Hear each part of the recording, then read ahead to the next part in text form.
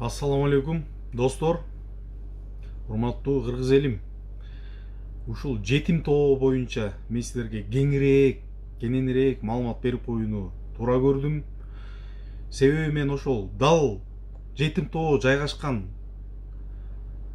айыл өкмөттө ошакта төрөлүп, ошакта чоңойгонбуз. Жетим тоо бул Нарын облусунун Нарын районунун дөбөлүү орто айыл өкмөттөрүнө караган участок. Жетим тоодо состояниясы 100 миллиардтан 200 миллиард долларга чейин деп окумуштуулар тарабынан айтылып келинет. Бирок ошол 100 миллиард 200 миллиард доллардан дагы өйдө турган ал жакта миңдеген карагайларыбыз, 1000 жылда өскөн арчаларыбыз, 1000 жылдап жашаган бугулар, эчки текелер, биздин мөңгүлөр жайгашкан. Бул агып аткан Нарын дарыясы дал ошол жетим тоодон башталат. Мөңгүлөр казылды дегиче Нарын дарыясы ичкенге эмес, малдар ичпей калат ал сууну. Суу азаят. Токтогул кези толбой калат.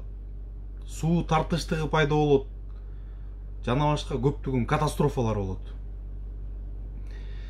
Жер казылды дегиче экологияга, адам затынын ден соолугуна зыян болгон уулуу заттар чыгат. Ал жакта алтыны да бар, темири дагы бар, күмүшү дагы бар, баардык кен байлыктын баары бар. Кыргызстандын бейиштей болгон Нарын районунда жайгашкан жетим тоо жайлоосун бириңерге дагы бербейбиз, дагы кастырбайбыз. Кыргызымдын патриот жигит катары айтып кетейин. Себеби мен өзүм Нарын районунан кандидат болуп чыкканда ошого бир топ азыр биздин тарапташтар, айылдаштарым көбү мага суроо узатып атат. Илгиз, эмнеге сен унчукпай атасың бул боюнча, жетим тоо боюнча, эмне үчүн өз оюңду билдирген жоксуң деп.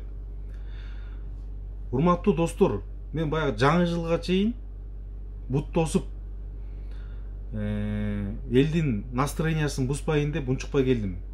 Бирок дагы эле жетим тоо маселеси көтөрүлүп, жетим тоонун казабыз эл үчүн иштейт деген сөздөр болуп атат. Бирок ошол биздин Кыргызстандын байлыгын, Кыргызстандын тарыхын, Кыргызстандын келечек муунун талкалайбыз деген адамдарга мен кайрылып коеюн. Биз Кыргызстандын байлыгын эч кимге бербейбиз. Ал жетим тоо үчүн акыркы каныбыз төгүлүп, акыркы жаныбыз чыкканга чейин, аягына чейин барабыз. Жетим тоону чукуйбуз дегендердин жандарын сууруп алабыз. Себеби жетим тоо акыркы биздин байлыгыбыз. Кыргызстандагы бир мактана турган байлыгыбыз бир гана ошо жетим тоо калды. Жетим тоодон башкасынын баарын сатып бүттүк. Сата элек, дагы эмнеңер калды? Комтөрдү саттыңар, жер үйдү саттыңар, солтон сарыны саттыңар, макмалды саттыңар, баарын саттыңар го. Эми сата элек ошол жетим тоо калдыбы? Эсиңер барда этегиңерди жыйгыла.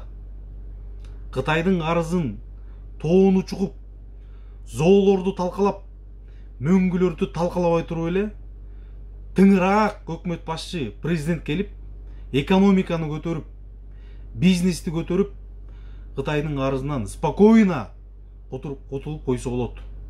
Кыргызстанда ичип жеген ууруларды, чыныгы ууруларды, коррупционерлерди костуруп туруп, 200-300 болгон кыргыз мамлекетинин канын ичкен каракчыларды башын жулуп туруп, мына ошолордон эле сыгып туруп төлөтүп койсо болот.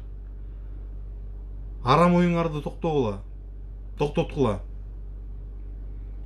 Жетим тоо эч качан казылбайт. Жетим тоо үчүн жаныбызды курмандыкка чалабыз.